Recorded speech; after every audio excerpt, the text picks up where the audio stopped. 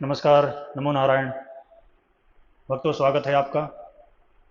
नवरात्रि का पावन पर्व चल रहा है, चैत्र नवरात्रि। भगवती माता रानी का आराधना, उपासना, साधना के लिए ये अमोघ रात्रियां हैं, जिसे नवरात्रि कहा जाता है। नवरात्रि की महिमा अपने आप में अद्भुत है, अप्रतिम है, अलौकिक है। भक्तों, भगवती माँ त्रिपुर सुंदरी की आराधना के लिए ये रात्रियां विशेष फलदायी है। प्रथमं शैलपुत्री च, द्वितीयं ब्रह्मचारिणी, तृतीयं चंद्रखंडेति, कुष्मांडेति चतुर्थकम, पंचमम स्कंदमातेति। यानी प्रथमम शैलपुत्री, प्रथम दिन नवरात्रि के माँ शैलपुत्री की पूजा होती है। नवरात्रि के दूसरे दिन ब्रह्मचारिणी माँ की पूजा होती है। नवरात्रि के तीसरे दिन माँ चंद्रघंटा की पूजा होती है। और नवरात्रि के चतुर्थ दिन माँ कुष्मांडा की पूजा होती है। नवरात्रि का जो पंचम दिन है, स्कंद माता की पूजा, माँ स्कंद माता। स्कंद माता की अद्भुत महिमा है। स्कंद माता भगवान कार्तिकेय की माँ है। कार्तिकेय की माता है स्कंद माँ। कार्तिकेय माँ स्कंद माँ के गोद में हमेशा बैठे रहते हैं। कार्तिकेय की माता जो है स्कंद माँ, वह बुद्धि और विवेक प्रदान करने वाली माता है। जिस विद्यार्थियों को विद्या चाहिए, अच्छा बुद्धि विवेक चाहिए, वो स्कंद माता की पूजा करें। स्कंद माता की पूजा कैसे होती है? यूँ तो नवरात्रि के 9 दिन आपने माता जी का घट स्थापन किया होगा, माता जी की स्थापना आपके घर में होगी। उसमें स्नान ध्यान करके, शुद्ध वस्त्र पहन करके, श्वेत अथवा पीला वस्त्र पहने, स्कंद माता की आराधना करें। स्कंद माता की आराधना,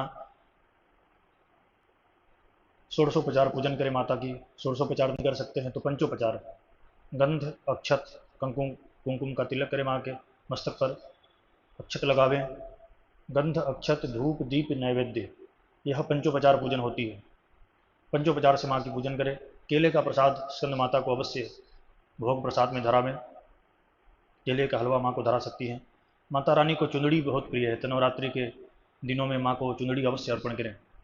स्कंद माता की पूजा घर के छोटे बालक हों, बच्चे हों, तो उनसे अवश्य करावें। घर के छोटे बालक बच्चे जो विद्यार्थी हैं, स्कंद माता की पूजा करेंगे तो उनको अच्छी विद्या की प्राप्ति होगी, उनका बुद्धि कुशाग्र होगा, विलक्षण प्रतिभा, विलक्षण बुद्धि, कुशाग्र बुद्धि होगी उनकी। तो छोटे बच्चों से भी स्कंद माता की पूजा करावें। केले का प्रसाद, केले का हलवा माता जी को भोग प्रसाद में अर्पण करें। खीर का प्रसाद माता रानी को अर्पण करें। माता रानी स्कंद माँ विशेष फलदायी होती हैं, विशेष फल प्रदान करती हैं। इस प्रकार से आप स्कंद माता की पूजा अवश्य करें। नवरात्रि के 9 दिन हो सके तो आपके घर में चंडी पाठ, दुर्गा सप्तशती का पाठ होना चाहिए। दुर्गा सप्तशती के पाठ से घर के जितने आधि व्याधि उपाधि है, कष्ट है, पीड़ा है, रोग है, दुख है, सारे दुखों का, कष्टों का शमन होता है। घर में स्थिर लक्ष्मी की प्राप्ति होती है, ग्रह पीड़ा से मुक्ति मिलती है। इंद्र जैसा वैभव दुर्गा सप्तशती के पाठ से प्राप्त होता है। तो 9 दिन तक आप यदि संस्कृत पढ़े हों, संस्कृत का शुद्ध उच्चारण कर सकते हैं तो आप करें। नहीं तो आपके घर में किसी ब्राह्मण, विद्वान ब्राह्मण को बुला करके संकल्प करवा करके, संकल्प के साथ में नियम पूर्वक 9 दिन तक 9 चंडी पाठ आपके घर में होवे, और एक चंडी पाठ का हवन होम होवे, जिसके चलते एक प्रकार से नवचंडी यज्ञ हो जाएगा छोटे रूप में।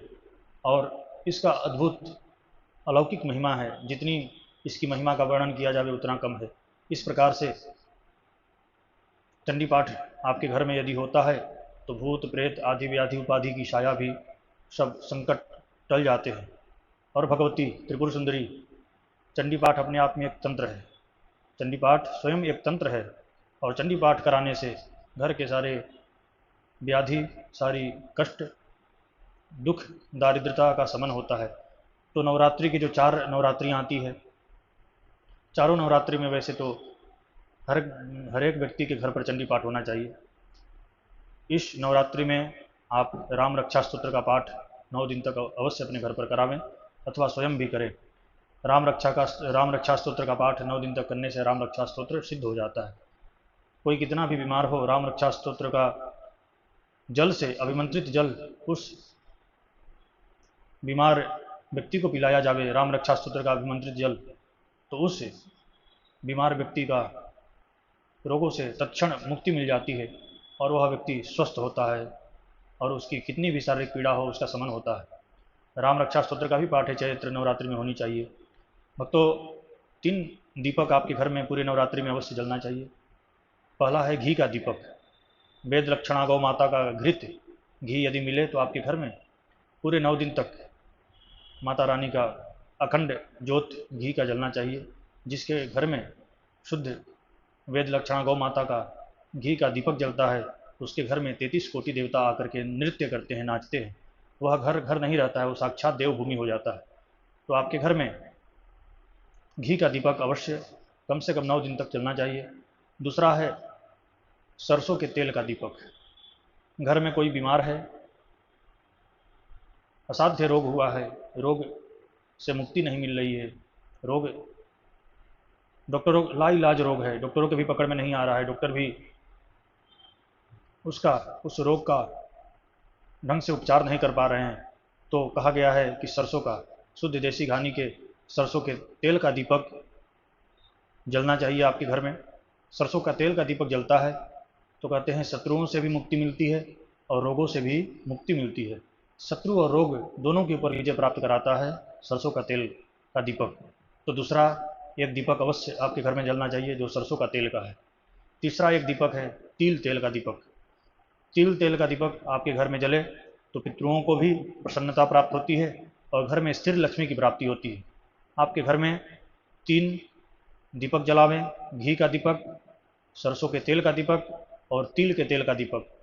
तिल का तेल का दीपक पितरों को, पूर्वजों को प्रसन्न करेगा और स्थिर लक्ष्मी की प्राप्ति कराएगा। इस प्रकार से 9 दिन तक, जो अभी कुछ दिन छूट गए हैं तो कोई बात नहीं, अभी से भी आप प्रारंभ कर दीजिए। जो बाकी के दिन बचे हैं 10वीं दशहरा तक आप ये 3 तेल का दीपक अवश्य जलावें। इससे भगवती की कृपा आशीर्वाद प्राप्त होगी और आपके घर में जो भी कोई कष्ट है, तकलीफ है, व्याधि है, उससे आपको मुक्ति मिलेगी। आप सभी को श्री हरि, नमो नारायण, जय माता जी, ओम श्री मात्रे नमः।